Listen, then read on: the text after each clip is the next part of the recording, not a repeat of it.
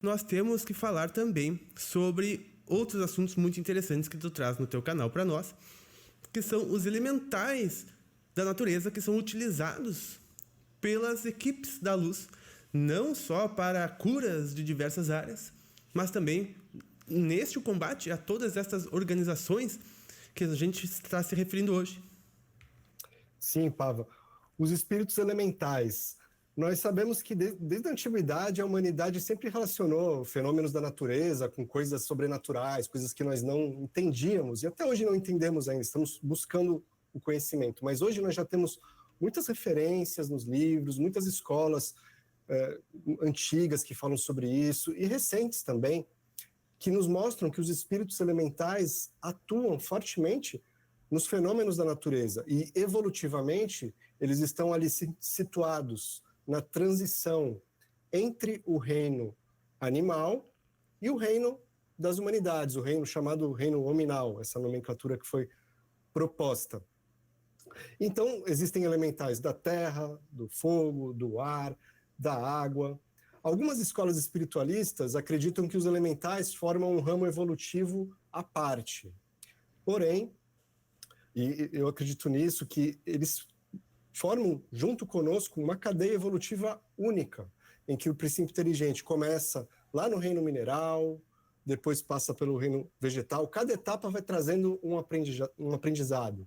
Em algum momento do reino animal, o princípio inteligente se individualiza, e quando ele está na transição para o reino nominal, vive a experiência como ser elemental, atuando junto da espiritualidade maior em diversos fenômenos da natureza. E eles atuam também, ajudam em trabalhos mediúnicos, como você citou agora há pouco. Quando a espiritualidade precisa atuar em zonas muito densas, até desfazendo, destruindo laboratórios das trevas, os elementais do fogo, por exemplo, as chamadas salamandras, são muito utilizadas. Elas são potentes transmutadores de energia.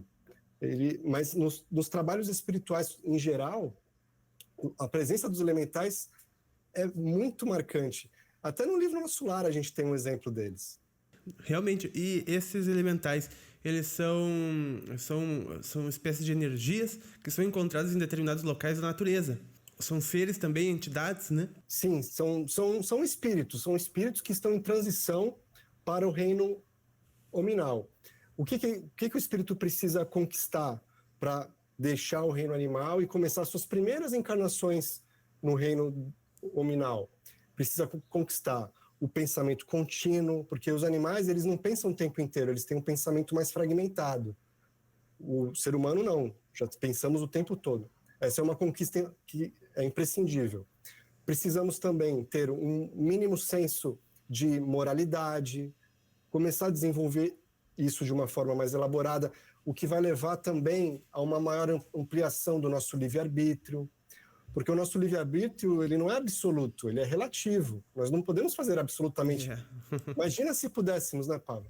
Nosso livre-arbítrio vai crescendo conforme nós crescemos também, conforme nós evoluímos e nos harmonizamos às leis que regem o universo. Imagina, né, se a gente pudesse ter o livre-arbítrio. A gente não ia conseguir aprender nada, ia ser um problemaço muito grande, né, na nossa vida. Ia destruir com tudo em primeiro momento. A gente não ia conseguir viver. Eu sempre digo, né, com pouco arbítrio que nos é dado para a humanidade, a gente faz guerras e destruições, né? Imagina se tivéssemos mais arbítrio. Então, e outra coisa, os anjos, eles não têm mais arbítrio, né? Arbítrio é uma coisa também intermediária que passa ali um período e depois nem sequer mais ser arbítrio. Deus seja feita a sua vontade, que sabe mais do que eu, né? Sim, a vontade desses seres tão iluminados já está tão harmonizada com as leis divinas que até o livre-arbítrio se confunde, né? E o André Luiz teve que usar o livre-arbítrio na história que eu ia contar do último capítulo do Nosso Lar, que envolve os elementais.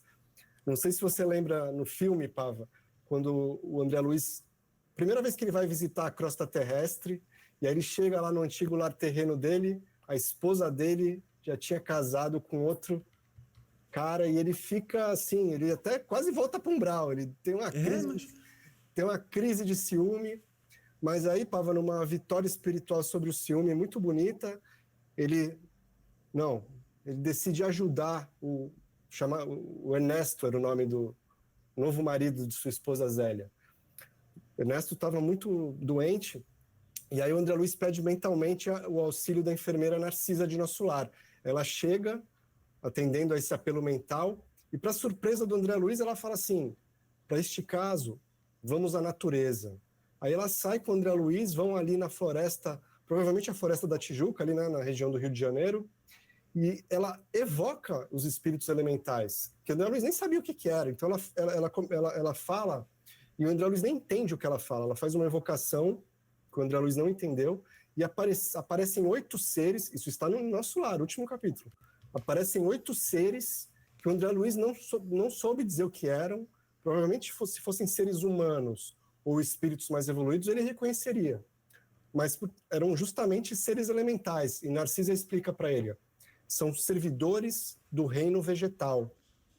E ela, falando numa linguagem que só ela e os elementais entendiam, ela pergunta a esses seres sobre a ocorrência de eucaliptos e mangueiras naquela região.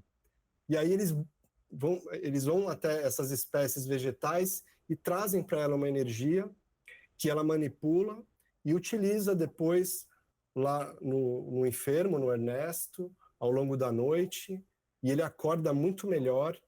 A esposa dele, a Zélia, fica muito feliz, e o André Luiz, Pava, fica tão contente de ter ajudado que foi a primeira vez que ele conseguiu volitar. Quando eles voltaram para a colônia, foi a primeira vez que ele conseguiu volitar sozinho, né?